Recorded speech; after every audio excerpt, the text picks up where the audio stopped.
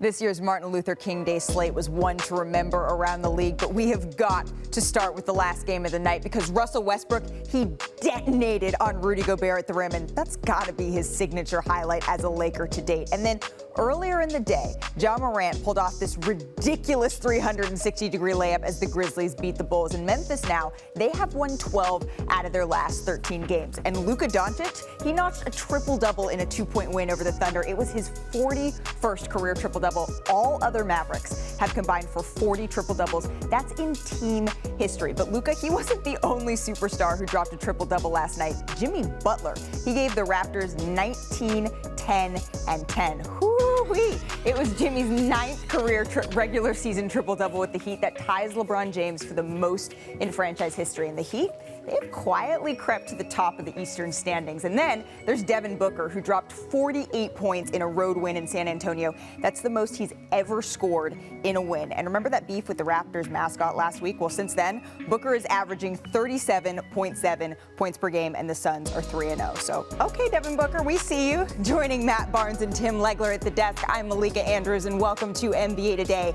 Kendrick Perkins, JJ Redick, Adrian Wojnarowski are going to be stopping by in just a little bit.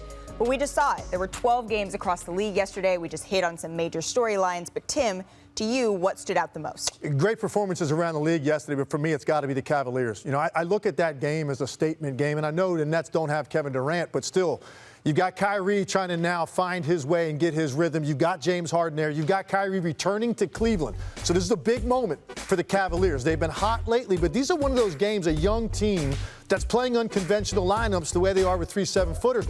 You get the Nets coming into your building on a game like this with this kind of profile and make that kind of statement. This is an enormous confidence builder. And I think in particular, I'm looking at Darius Garland, 27 and 13 dimes in his last 3 games. Ja Morant is an MVP candidate. This is another guy from the 2019 draft when a few picks later, not getting enough attention. Some people think maybe he could play his way into the All-Star game. That's possible. But people need to start watching what this young man is doing because he's lighting it up right now, not only as a scorer, but also as a facilitator, taking control of that team. Absolutely. I like that young, hungry Cavs team, but I was coaching my kids all day. Shout out to G1. We won the championship, so I missed the majority of the games. I saw highlights, but I was able to catch the Laker game, ending their 3-game skid versus the #1 offense in the league in the Utah Jazz, holding them to 37% from the field, 26 from the three-point line. We're obviously going to talk about them later, so I don't want to get too in-depth, but they just played with energy and passion last night, and it was good to see. Don't worry, you don't have to get too in-depth because we will be talking more about the Lakers and the Utah Jazz a little bit later in the show. But let's bring in JJ Redick and Kendrick Perkins for the same question. Perk, what was your biggest takeaway from MLK Day Hoops? Well, I was down there in Miami, so it's only right for me to go with them goons from Dade County. And here's why. I think that we all forgot that this team was actually in the finals 2 years ago.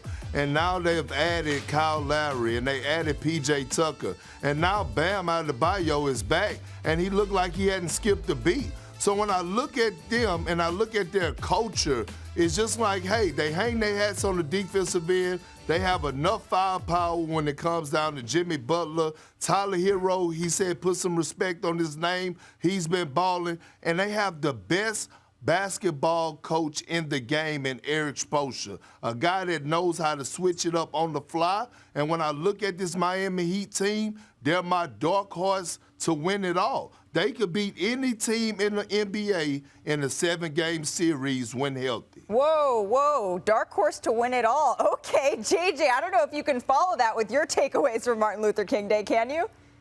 Well, actually, I agree with Perk. When healthy, I could see the Heat winning it all. But look, my big takeaway from yesterday, and really from the last 10 days or so, is that the Phoenix Suns should be and are the favorites in the West. They're the only team in the NBA with a top 5 offense and a top 5 defense. They're 34-9. The combination of Chris Paul, Devin Booker, and DeAndre Ayton have only played in 23 games together, and they're still 34-9. This is a very deep team. And I want to give a shout out to Mikal Bridges, who should absolutely be in the conversation for Defensive Player of the Year and certainly a first-team all-defensive team selection this year. Thanks for watching ESPN on YouTube. For live streaming sports and premium content, subscribe to ESPN+.